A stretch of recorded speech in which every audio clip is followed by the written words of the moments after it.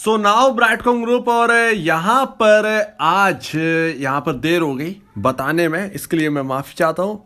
आज की बात और है, बट यहाँ पर हुआ क्या कि 4 बजे जो मैंने बात करी थी उसमें बहुत सारे करेक्शन करने थे, तो उसी वजह से देर हो गई। यहाँ पर बहुत चिंताजनक स्थिति बन चुकी है। पैनिक हर शेयर होल्डर के अंदर आ चुका है। इवन मेरे अंदर पैनिक कूट कूट कर भर चुका है, क्योंकि जिस तरीके से हम बात कर रहे हैं 4 दिन से 5 दिन से पैनिक की बात कर रहे हैं स्टॉक में। 4 दिन पहले ही हमें पता चल गया था कि पैनिक बनना है इस स्टॉक के अंदर, ब्रेकडाउन तो आना तय है, राइट। ये सबको पता था। 5 दिन 10 दिन की जो कंसोलिडेशन के बाद जो ब्रेकडाउन हुआ, उसके बाद हम समझ गए थे कि यस अब ये गया। हुआ भी कुछ ऐसे ही, मार्केट की कंडीशन कुछ ले आओ, मार्केट की कंडीशन भी हावी है, मार्केट का जो सिनेरियो है वो भी खराब है, लेकिन बीसीजी के अंदर ये ब्रेकडाउन होने था, ये तो तय है।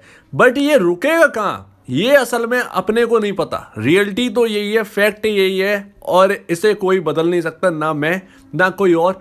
कहाँ रुकना है, हम 20 रुपए मान के चल रहे हैं, किस हिसाब से चल रहे हैं ये मैं आपको बता चुका हूँ कल के दिन, बट मैं आज फिर से बताऊंगा कि ये 20 रुपए वाला लॉजिक क्या है। लेकिन मुद्दा यह है कि क्या वहां पर रुकना है या नहीं है, करना क्या है ऐसी सिचुएशन में, ये बहुत टफ काम हो चुका है। सो चीजें जो है ना, वो चीजें एक बाहर की ओर निकल चुकी हैं, एक्चुअल में बहुत बाहर। हमें ये पता था, लेकिन हमें इस वक्त करना क्या है ये नहीं पता है, और एक्चुअल में होना क्या है ये भी नहीं पता है, क्योंकि सिनेरियो बदल चुके हैं। मार्केट की दिक्कतें बहुत हावी हो चुकी है। आप आईटी में जो जो शेयर चले थे, जो पहले चले थे, जो आपको ध्यान होगा 2020 के बाद जब यहाँ पर कोविड गया, उसके बाद जो आईटी में बूम आया, वो आप आईटी में बूम देखो तो फिजल आउट हो रहा है। आप टेनला भी उठा के देख लो ना, मुझे टेनला में भरोसा नहीं है अभी, टेनला में भरोसा नहीं है। वो बायबैक बहुत अच्छा लेके आए 1200 पर, लेकिन वो 1200 का बायबैक जो है ना वो फेल्ड है एक्चुअल में। वो टेनला नहीं बचने वाला, मुझे ऐसा लगता है। ये मैं अभी सोच के चल रहा हूं, ये 52 वीक लो तोड़ देगा टेनला, अगर ऐसा हुआ तो। जैसा अगर बीसीजी, ऑब्वियसली बात है, जो पैनिक मार्केट में बना हुआ है, रिसेशन का फियर है, जो कोविड का फियर है, तो टेनला क्या, वो बीसीजी पर हावी है, वो हर एक शेयर पर हावी होगा। वो आईटी सेक्टर इसीलिए कवर भी नहीं हो रहा था, राइट। तो अभी ना 3 करोड़ का वॉल्यूम हो चुका है, बट इसकी डिलीवरी परसेंटेज 51 है। मुझे नहीं लगता ये 51 है, जब सेटल होगा ना, अभी सेटल हो चुका होगा मेरे ख्याल से पूरी तरीके से। यहां पर ना मैं ये समझता हूं 40% के आसपास तो डेली का डिलीवरी वॉल्यूम है, लेकिन ट्रेडिंग जो है ना वो भर भर के हो रही है। जो ट्रेडर है उससे कोई लेना देना एक्चुअल में है ही नहीं। ट्रेडर को दिखता है 20% का सर्किट और सेलिंग अपॉर्चुनिटी बीसीजी में भर भर कर इस वक्त मिल रही है, क्योंकि टेक्निकल लेवल टूट चुके हैं ऑलरेडी, और यहाँ पर क्लोजिंग जो है वो एक टेक्निकल लेवल के नीचे है, जो कि मैं कल आपको बता रहा था 28.40 रुपए के आसपास जो लेवल है उसके नीचे ही हुई है। सो यहाँ पर ना बहुत कुछ बदला हुआ है, लगातार सेलिंग प्रेशर जो है वो लगातार बढ़ता जा रहा है, और ट्रेडर किसी का सगा नहीं है, जहां पर मौका मिलेगा वहां पर चौका मार ही देगा। अब हुआ क्या है एक्चुअल में, जो मार्केट है, आप मेरे को एक बात बताओ, ये मार्केट यहां पर होना चाहिए। एक सोचने वाली बात है कि Q2 के रिजल्ट जो है ना वो बिल्कुल भी परफॉर्म नहीं करे हमारे यहाँ।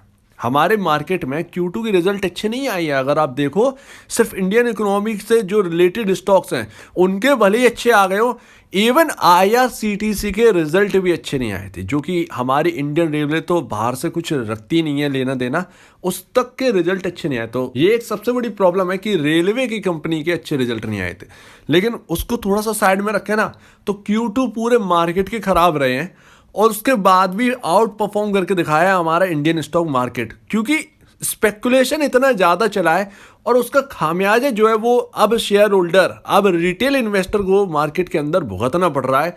क्योंकि हम चलते चले गए, निफ्टी को होना कुछ और था, हो कुछ और रहा था निफ्टी के अंदर, तो वो तो एक साइकिल जो है वो तो आपको दिखनी थी, चक्कर गोल गोल घूमकर आना कहाँ है उसी प्रॉब्लम पर, और फिर आप वो देखते हो, अरे हे भगवान ये प्रॉब्लम तो अभी यही है, तो निफ्टी यहाँ क्या कर रहा है।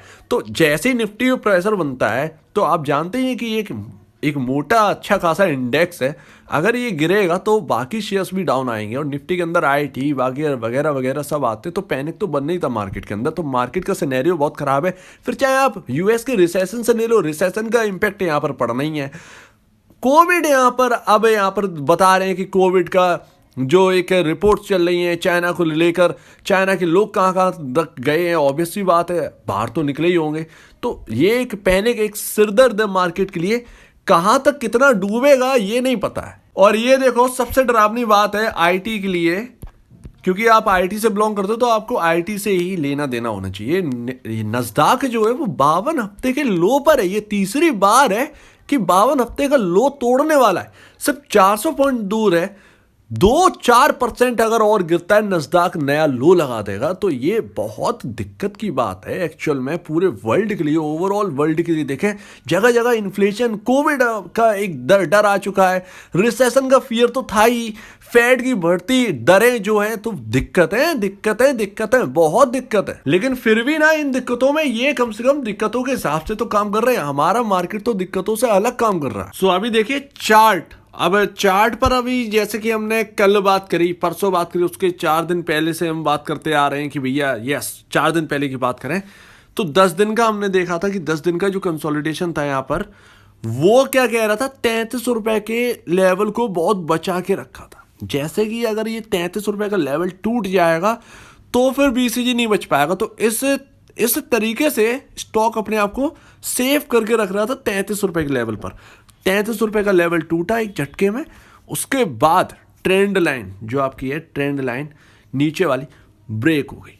उस दिन वॉल्यूम था आपको 10 करोड़ का, नीचे बंद हुआ, उसके बाद लगातार पैनिक, और पैनिक में आप देख रहे हैं कहां पर, अब इसमें ट्रेडर का तो हाथ है ही।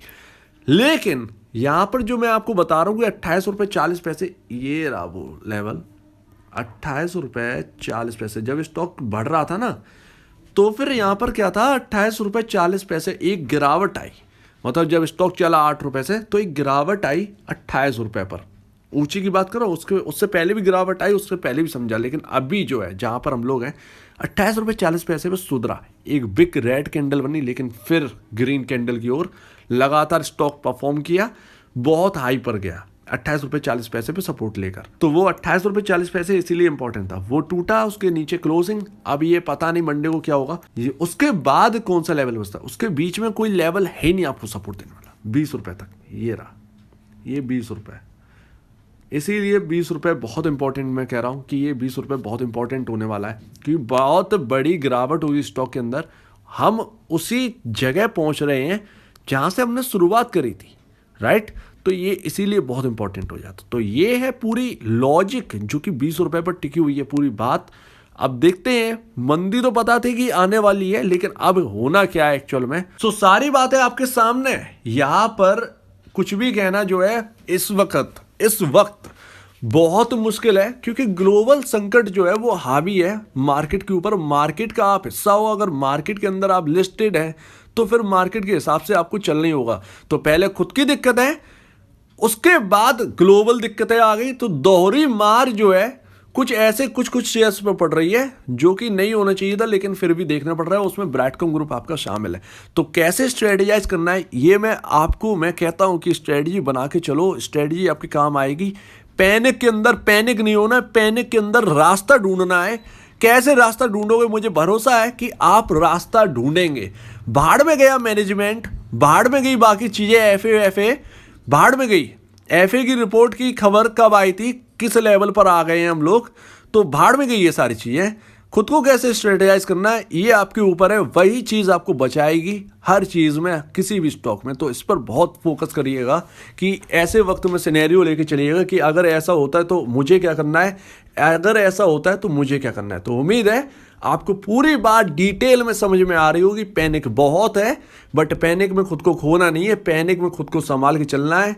जो संभल जाता है वो बहुत कुछ संभाल लेता है, जो नहीं संभलता है वो सब कुछ यहाँ पर जो है खो भी सकता है। हर चीज जा सकती है, यहाँ से निकल सकती है। तो उम्मीद है आप पूरी बात यहाँ पर क्लियरली समझ गए होंगे।